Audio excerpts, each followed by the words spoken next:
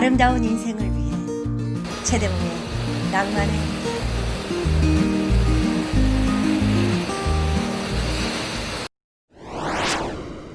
안녕하셨습니까? 최대봉입니다. 지난 46화 장미 그 순수한 모순에 이어 또다시 장미 이야기를 들고 나온 것은 그것이 은유나 상징에 있어 가장 많이 등장하는 꽃이라는 이유도 있겠지만 무엇보다 장밋빛 인생이라는 제목이 우리에게 주는 다양한 빛깔의 의미 때문입니다. 제목이 긴 그림들이 있습니다. 우리나라 그림으로는 김환기 화백의 어디서 무엇이 되어 다시 만나랴가 있죠. 그러나 그보다 더 긴 제목이 있습니다. 폴 고갱리 타히티에서 그린 그림이죠. 우리는 어디에서 왔는가? 우리는 누구인가? 우리는 어디로 가는가? 입니다. 그보다 더 긴 제목이 있을까요? 독일 화가 조셉 보이스의 그림입니다. We won't do it without the rose because we can no longer think. 장미가 없이는 우리는 아무것도 할 수 없다. 왜냐하면 그것 없이는 더 이상 생각을 할 수 없기 때문이다. 왜 또 장미 얘기를 하려고 하는가에 대한 제 대답도 그것입니다. 장미가 없이는 우리는 아무것도 할 수 없습니다. 왜냐하면 그것 없이는 더 이상 생각을 할 수가 없기 때문입니다. 여러분들 앞에 생애, 빛깔은 어떤 것입니까? 최대봉의 낭만에 대하여 48번째 이야기, 장밋빛 인생, 지금 시작합니다. 장밋빛 인생? 우리 앞에 삶의 빛깔은 무엇일까요? 프랑스의 작가 에밀 아자르는 콩쿠르상을 받은 그의 소설 La vie devant soi, 자기 앞에 생, 그 소설에 창녀의 아들로 태어나 어린 나이에 세상 모든 것을 알아버린 소년 모모와 나치 아우슈비츠 가스실에서 구사일생으로 살아남은 유태인 로자 할머니를 등장시킵니다. 영어와 프랑스어의 로즈, 로제, 이탈리아어와 스페인어의 로자, 로사 모두 장미라는 뜻이죠. 보고 싶은 것만 보지도 않고 세상이 보라고 시키는 것만을 보지도 않는 소년 모모와 인생에 좋은 것은 하나도 갖고 있지 않고 나쁜 것만 가지고 있는 로자 할머니의 삶. 세상에 엉덩이를 핥지 않겠어. 그 엉덩이를 걷어차버리고 말 테야. 라고 말하는 14살 소년과 가장 고통스러운 병상에서 가장 쓸쓸하게 죽어가면서도 자신의 옆을 지켜주고 있는 모모의 존재만으로도 행복해하는 로자 할머니의 삶을 통해서 우리 앞에 놓인 삶의 비를 엿보게 합니다. 비밀스런 의미의 비라도 좋고 슬픈 의미의 비라도 좋습니다. 모모는 로자 할머니를 파괴해 가는 것이 바로 그녀의 삶이라는 생각을 하게 됩니다. 광기가 천재를 만드는 것일까요? 천재성이 광기를 불러오는 걸까요? 에밀 아자르는 권총 자살로 생을 마감하기 전 자신이 새들 페루에 가서 죽다 등의 소설들로 이미 콩쿠르상을 받은 바 있는 로맹가리였다는 사실을 밝히는 유서를 남겨 사람들을 놀라게 합니다. 그리하여 그는 한 번밖에 받을 수 없는 콩쿠르상을 다른 이름으로 2번 받은 유일한 작가가 되었습니다.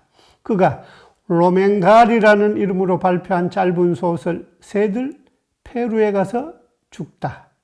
오래전 읽은 그 소설은 내게 매혹 그 자체였습니다. 그 소설은 영화로도 만들어졌었는데요. 로맹가리 에밀 아자르는 24살 연하의 그 영화의 여주인공 진 시버그와 사랑에 빠집니다. 미국의 뛰어난 배우 진, 흔히 세버그라고도 하는데 시버그라고 발음하는 게 맞는 듯 합니다. 요즘 흑인들의 인권 문제로 미국이 시끄럽습니다만 진 시버그는 70년대부터 적극적으로 흑인 인권 단체를 지원하는 활동으로 미국 정부의 미움을 삽니다. 집요한 언론 조작과 FBI의 감시 속에서 살다가 그녀는 파리 근교의 자신의 자동차 안에서 알몸의 변사체로 발견됩니다. 집에서 멀리 떨어진 곳이었지만 옷이 전혀 발견되지 않았고 알코올과 약물 중독이 사인으로 발표되었지만 술병 하나도 발견되지 않았습니다. 그녀의 나이 겨우 41였습니다. 그녀가 그렇게 의문사를 한 다음 해에 로맨가리도 권총을 입에 물고 방아쇠를 당겼습니다. 로자 할머니와 모모, 로맨가리와 진 시버그, 그들 앞에 생애 빛깔은 어떤 것이었을까요? 모모는 하밀 할아버지에게 묻습니다. 할아버지, 사람이 사랑 없이도 살 수 있나요? 할아버지는 부끄러움에 고개를 숙이고 대답합니다. 그렇단다. 그 대답에 모모는 슬피 울기 시작합니다. 이 소설 자기 앞에 생이 우리에게 번역되어 알려지던 무렵에 한 대학생 가수가 부르던 노래 기억하시죠? 모모는 철부지, 모모는 방랑자, 모모는 생을 쫓아가는 시계 바늘이다. 라비엥 로제, 장밋빛 인생은 프랑스의 전설적인 가수 에디트 피아프의 대표적인 샹송입니다. 최도봉의 낭만에 대하여 36화 화류 춘몽에서 일제강점기의 우리나라 가수 이화자와의 평행 이론으로 잠깐 등장한 적이 있었죠. 삼류 가수였던 어머니에게 버림받고 창녀촌에서 자란 그녀는 작은 체구의 평범한 소녀였습니다. 그녀의 이름 에디트 피아프에서 피아프가 작은 참새라는 뜻이죠. 그녀의 재능을 발견한 제작자에 의해 무대에 서게 되기까지 그녀는 거지처럼 남루한 행색으로 거리를 떠돌던 초라한 거리의 가수였습니다. 프랑스인들의 영혼을 울리는 노래들로 최고의 자리에까지 오르기까지의 그녀의 삶은 아무나 겪을 수 없던 상처의 삶이었습니다. 화려한 무대 뒤에 고독이 그녀에게는 힘겨웠던 것이었을까요? 그녀는 남자들과의 사랑에서 위안을 찾으려 합니다. 그녀의 대표곡으로 사랑받고 있는 장밋빛 인생도 젊은 가수 이브몽땅을 만나서 15분 만에 만들어 부른 노래라고 전해집니다. 그와의 사랑도 상처와 함께 짧은 에피소드로 끝나고 말지만 말입니다. 그녀에게 사랑이란 난판 배 위에서 바닷물 같은 것이어서 마실수록 더 갈증나고 목이 타 들어가는 것이었을까요? 두 번의 정식 결혼과 이혼, 10여 명의 남자들과의 동거, 그녀가 진정으로 사랑한 단 한 명의 남자였다고 고백한 권투선수 마르셀 서르당의 비행기 추락 사고로 인한 갑작스런 죽음 등으로 그녀의 삶은 피폐해져 갔습니다. 술과 마약의 탐닉으로 스스로를 파괴해 가면서도 Non je ne regrette rien, 아니 난 아무것도 후회하지 않아 라는 마지막 노래를 남기고 48회의 장밋빛 인생을 마감합니다. 파리 대주교는 그녀의 삶이 가톨릭의 교리와 어긋난다고 장례 미사의 집전을 거부했지만 어떤 프랑스인도 그녀를 비난하지 않았습니다. 오늘도 상처 입은 이들은 그녀의 노래에서 위안을 얻습니다. 아니, 난 후회하지 않아. 삶도 고통도 상처도 지나고 나면 그뿐. 난 아무것도 후회하지 않아. 인생은 상처 이외의 그 무엇도 아닌 것일지도 모릅니다. 장밋빛 인생은 이혼으로 슬럼프에 빠져있던 최진실을 다시 우리 시대의 연인으로 돌아오게 한 드라마였습니다.